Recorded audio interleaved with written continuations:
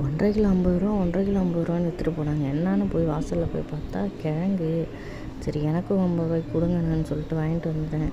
என்ன செய்கிறது இந்த கிழங்கு வச்சு? எல்லோரும் யூஸ்வலாக வெவிச்சு தான் சாப்பிடுவாங்க. சில பேர் அடை செஞ்சு சாப்பிடுவாங்க. சரி நம்ம டிஃப்ரெண்ட்டாக குழம்பு வைப்போம்னு சொல்லிட்டு என்ன குழம்பு வைக்கலான்னு யோசித்தேன்.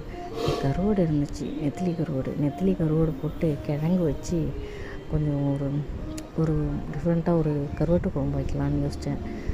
சரி அப்படின்னு சொல்லிட்டு சட்டியை வச்சு வடகம் போட்டு யூஸ்வலாக எப்போதும் வைக்கிற மாதிரி தான் கருவாட்டு குழம்பு. இது ஒன்றும் பெரிய விஷயம் கிடையாது. கிழங்குங்கிறவங்க அதனால போட்டு தாளித்து வெங்காயம் போட்டு தக்காளி இல்லை, சரி பரவாயில்ல நம்ம தானே சாப்பிட போகிறோம், யாரையும் சாப்பிட போகிறோன்ட்டு தக்காளி வெங்காயம் போட்டு நல்லா தாளிச்சிட்டு அதிலே கருவாட்டை எடுத்து போட்டு அதையும் நல்லா வதக்கிட்டு அதுக்கப்புறம் நம்ம கரைச்சி வச்சுருந்த புளி இருக்குது பாருங்கள், அதிலே புளியை கரைச்சி மிளகாத்தூள் வீட்டிலே அரைச்ச மிளகாத்தூள் தான், அதையும் எடுத்து நல்லா கரைச்சி போட்டு அது நல்லா கருவாடு வதங்கினதுக்கப்புறம் அதையும் எடுத்து ஊற்றி நல்லா கொதிக்க விடுங்க.